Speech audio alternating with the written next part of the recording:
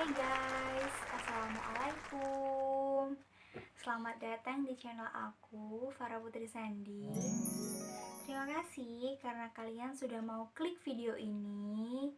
Jangan lupa untuk like, komen, dan share video aku ke teman-teman kalian semuanya. Dan satu lagi, jangan lupa buat klik tombol merah di bawah ini, yaitu tombol subscribe, karena subscribe itu gratis teman-teman. Oke, hari ini aku akan bahas tentang apa itu rapak. Mungkin buat kalian calon pengantin yang udah daftar pernikahan dan mau nikah, pasti kalian udah dapat jadwal rapak. Pasti kalian itu bingung ya, rapak itu wajib gak sih hadir? Terus kenapa harus ada rapak? Fungsinya itu buat apa sih? Ngapain aja waktu kita di KUA nanti? Lah, ini nih calon pengantin wajib tahu. Untuk calon pengantin, jangan di skip ya videonya, tonton terus sampai habis. Oke, kita langsung aja ke pengertian rapak. Rapak itu sebenarnya berasal dari bahasa Arab rafa, yang artinya adalah menaikkan. Sebenarnya aku sendiri juga kurang begitu paham tentang bahasa Arab atau tentang harfiah gitulah pokoknya ya. Tapi yang menurut pemahaman aku tentang yang aku baca itu, rafa sendiri itu tujuannya adalah untuk memantapkan. Jadi kayak pemantapan buat calon pengantin menuju proses ijab kabul atau pernikahan. Jadi di kegiatan rapat ini akan ada pemantapan atau persiapan lah ya kalau bahasa kita mungkin. Jadi agar kita itu lebih siap buat melakukan ijab kabul atau pernikahan. Dan di kegiatan rapat sendiri itu kita diwajibin buat datang, yaitu harus bersama. Jadi yang hadir itu adalah calon pengantin wanita berserta walinya atau bapaknya atau orang tuanya, papinya, papanya, ayahnya, ya pokoknya itulah walinya. Terus yang ketiga, calon pengantin pria. Jadi bukan cuma berdua ya, ada 3 orang. Dan biasanya menurut pengalaman teman-teman itu ada juga yang datang itu sama bapak mudin di desanya masing-masing.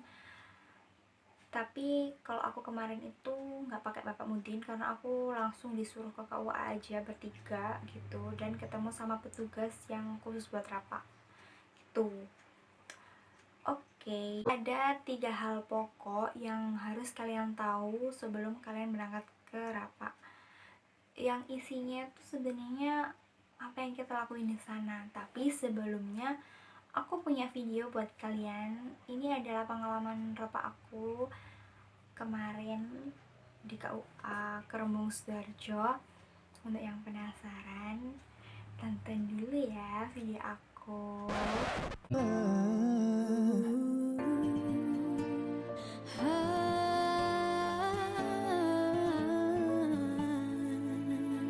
Mulia indah cantik berseri, kulit putih bersih merah di pipimu. Dia Aisyah putri Abu Bakar, istri Rasulullah. Sungguh sweet Nabi mencintamu, hingga Nabi minum di bekas bibirmu. Bila marah Nabi kan bermanja, mencubit hidungnya. Aisyah, romantisnya cintamu dengan Nabi. Dengan baginda kau pernah main lari-lari, selalu bersama hingga ujung nyawa kau di samping Rasulullah. Aisyah, sungguh manis sirah kasih cintamu, bukan persis novel mula benci jadi rindu. Kau istri tercinta cinta. Ya Aisyah Humairah, Rasul sayang kasih Rasul cintamu. Dari video yang kalian tonton, mungkin kalian udah tahu ya, aku rapatnya waktu masa darurat COVID-19. Jadi sebelumnya aku juga mau cerita dulu pengalaman aku saat pendaftaran pernikahan.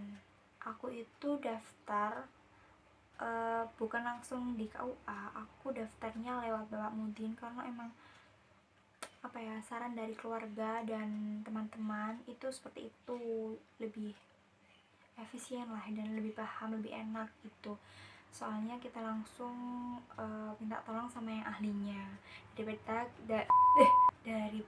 kita harus bolak-balik dari rumah ke KUA, ke balai desa, ke Bapak Mudin gitu kan. Mendingan ya udahlah aku manut aja gitu apa sarannya orang tua, saudara gitu.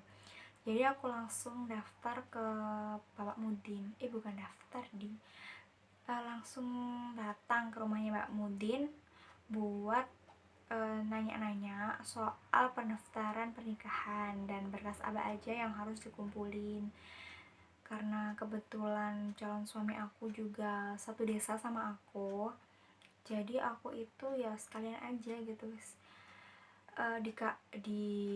daftarin sama Bapak Mudinnya aja, diurusin sama Bapak Mudin sekalian biar langsung enak lah gitu. Aku itu sekitar tanggal 20 Maret 2020 itu udah nyerahin semua berkas-berkas yang dibutuhin buat pernikahan. Sebelumnya itu 1 minggu sebelumnya aku itu udah tanya-tanya semuanya tentang pendaftaran pernikahan, dan tanggal 20 itu aku udah serahin semua berkas-berkas yang dibutuhin buat daftar ke Bapak Mudin. Lah itu kan diurusin sama beliaunya tanggal 1 April apa 2 April gitu, aku lupa ya. Itu aku udah dapet kode billing dari Bapak Mudin buat bayar ke bank sejumlah 600.000, sama kan guys semuanya ya. Tapi karena tanggal 1 itu udah masa darurat COVID sampai tanggal 29 Mei, jadi enggak, KUA-nya tutup gara-gara COVID itu awal-awal tanggal 1 April sampai 21 April. Akhirnya berkas pernikahan aku itu dibalikin sama KUA, dari pihak KUA-nya. Jadi Pak Mudin sampai ke rumah gitu bolak-balik. Mohon maaf ya Bapak Ibu, ini berkas anaknya belum bisa diterima sama KUA karena KUA-nya lagi tutup masa darurat COVID, itulah intinya. Terus kan galau tuh aku. Akhirnya aku coba browsing, ternyata dibuka lagi itu tanggal 21 April. Akhirnya aku kembali lagi ke rumahnya Bapak Mudin buat tanyain, Pak ini berkasnya udah bisa didaftarin ulang belum gitu.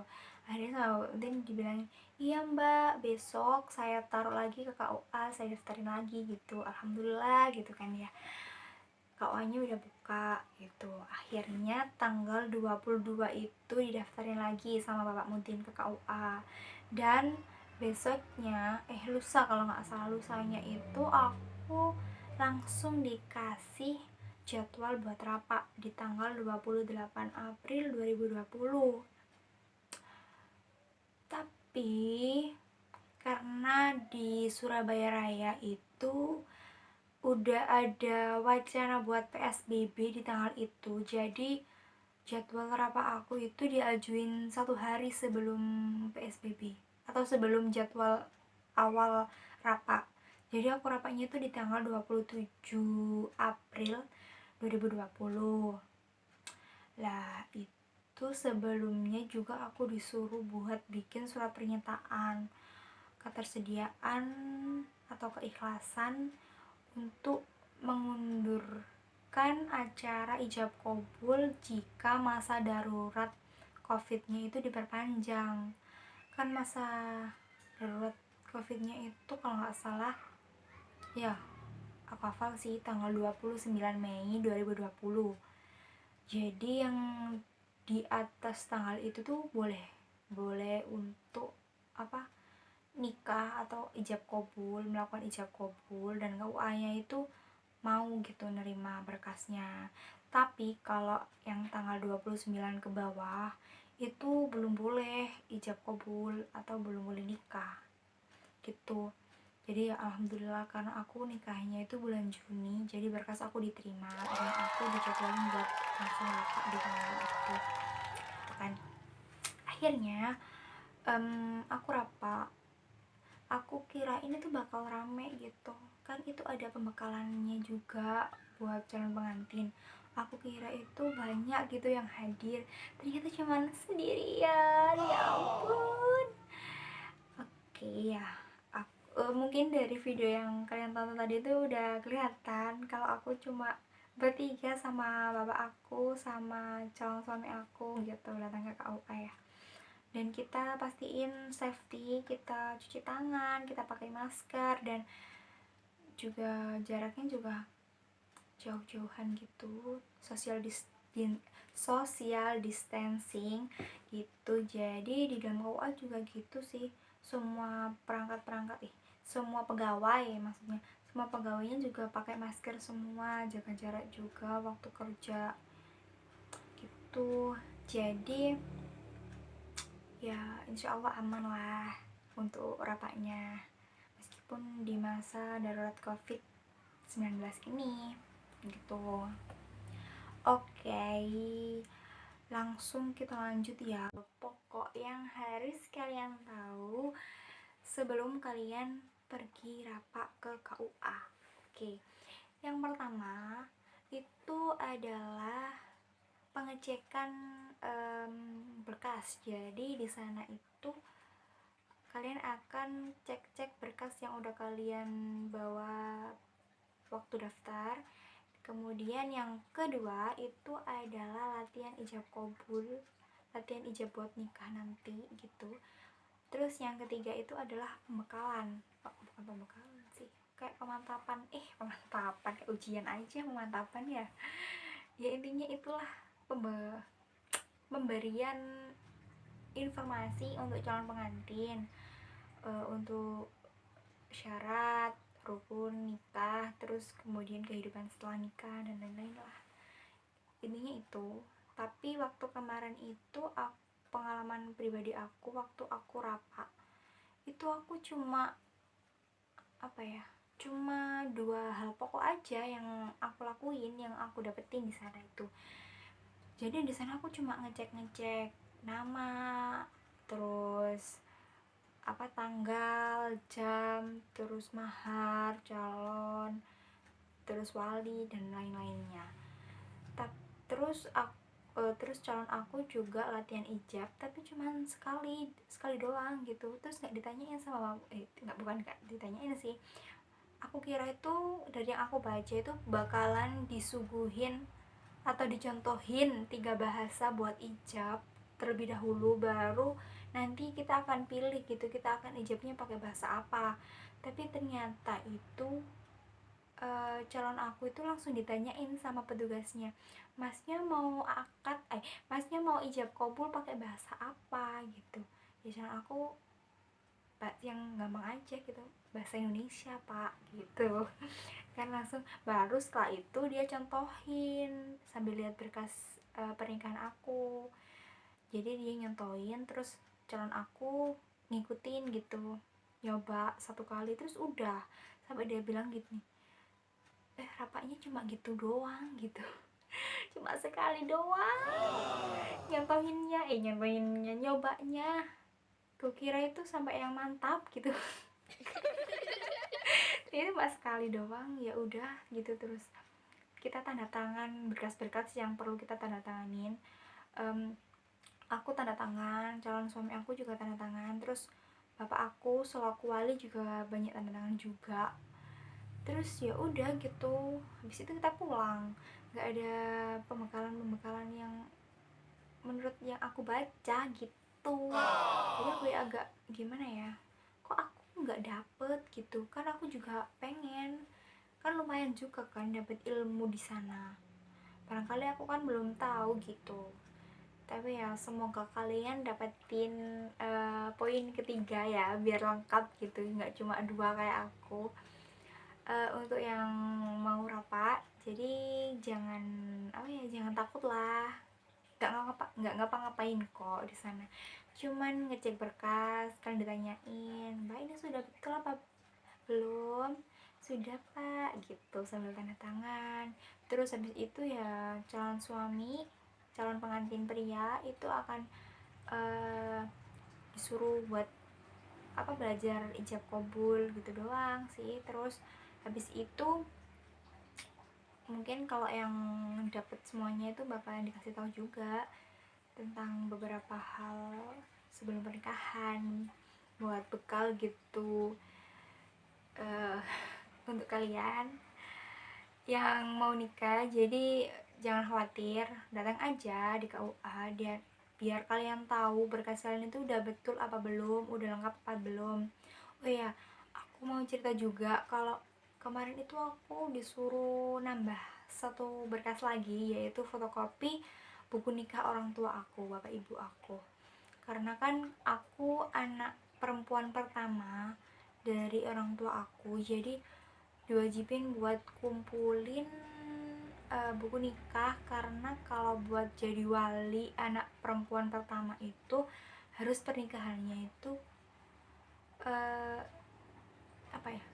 tanggal pernikahannya itu 1 tahun sebelum aku lahir lah, minimal gitu, soalnya biar bisa buat jadi wali gitu.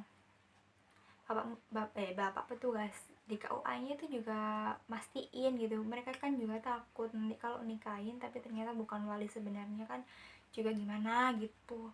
Atau kalau seumpama memang anak di luar nikah itu memang kan nggak boleh, jadi harus diwakilin sama hakim biar pernikahannya sah. Kan kasihan juga kalau nanti pernikahannya kan nggak sah, kan sama aja kayak berzina seumur hidup gitu kan. Ya, ini itu sih tambahan dari pengalaman aku, karena aku anak perempuan pertama dari orang tua aku gitu. Untuk kalian yang punya pengalaman atau bahkan sekarang belum rapat tapi mau rapat, nanti komen di bawah ya pengalaman kalian, atau mungkin ada beberapa yang mau kalian tanyain ke aku, atau kalian yang juga mau sharing karena sama-sama mau adain pernikahan di tengah wabah covid corona dan punya pengalaman galau karena daftar dan harus daftar, harus rapat dan harus nikah di tengah masa darurat covid-19 ini. Silahkan komen di bawah ya guys, biar kita bisa sharing, biar nanti aku juga bisa baca kalian pengalamannya kayak gimana, aku juga kayak gimana gitu, saling sharing ya guys. Oke, terima kasih udah nonton video aku sampai habis tentang tema rapat hari ini atau kali ini. Untuk video berikutnya, biar aku semakin rajin buat bikin videonya, aku minta tolong buat kalian subscribe channel YouTube aku biar makin semangat lagi buat bikin videonya. Wassalamualaikum warahmatullahi wabarakatuh.